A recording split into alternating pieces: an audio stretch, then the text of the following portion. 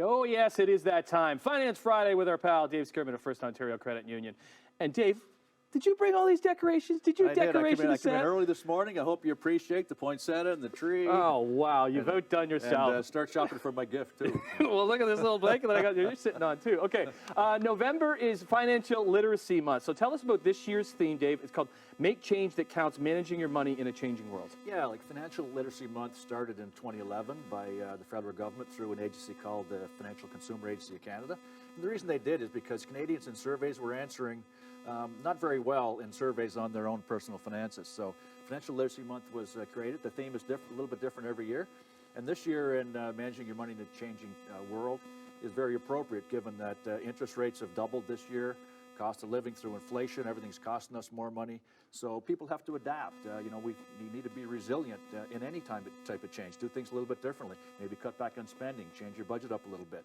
So it's really important, and finances, your personal finances is important. You can stress out about it. Where we pick up our financial habits is interesting too. That you have a survey that kind of asks people that. Yeah, Leger survey, very interesting, and it shouldn't be surprising actually, but when you read it, oh wow. So more than 54%, well, about 54% of Canadians answered that their parents did not do a good job. They weren't proactive in teaching them about money and teaching them about budgeting. And then further than that, even a higher percentage said that they take on the habits of their parents when it comes to money. I don't know why. Why do you think that is? Like, why do we not talk to our kids about finance? And not that we don't talk about it. It's almost like a taboo topic. Or we're just, as kids growing up, we're just kind of following our parents and what they do? Yeah, I mean, kids are sponges, right? We don't know that they're watching or they're listening, but they do. They pick up everything, and we know that. Kids become part of their parents. They take on those habits. So if you're stressing out about money at home, if you're arguing about money at home, if you're constantly behind on things, kids are going to notice that, and they'll pick up those habits. On the flip side, if you're managing money well, if you're talking to your kids about money and about budgeting, they'll start to pick up those habits. Yeah. So what about the importance of budgeting? Yeah, to financial literacy and financial wellness. Critical, and we do talk about it on Finance Friday a lot, and that's why, because it is the single most important thing in keeping track is budgeting. It's like a plan. It's like a roadmap. You create it.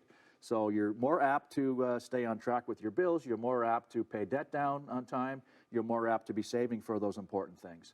People that don't budget, funny enough, they're not paying their bills on time a lot, and they're also borrowing many months in order to just pay regular living expenses. Yeah. What were your kids like growing up as a kid, having a dad in the finance world? It's like, did they follow your lead in a lot of things? I think they did. I hope they did. Yeah. But again, we do become our parents, and I'm constantly talking about money things. Right. And, my kids are obviously a little bit younger, and they each have their piggy bank, and they like having their own piggy bank, and then I guess that's where it can start, right? Yeah. But just having the piggy bank and putting money in there and saving money and using it appropriately, and then they do want to buy their own things, right? Yeah. Starting at a young age. And just talking about it at home, that helps. Yeah. Okay. Thanks to First Ontario for once again supporting our CHCH Christmas Toy Drive. It's such an important cause. So easy to viewers to e-transfer to Toy Drive at CHCH. You can also email your financial questions or a topic you want covered by Dave. Email to financefriday@firstontario.com or get in touch through Twitter @finance_Friday. If your question or topic is covered on air, you can win a gift card from a local business in your community. You, sir, have a fabulous weekend, and we'll see you at the next Finance Friday. You too, Timmer.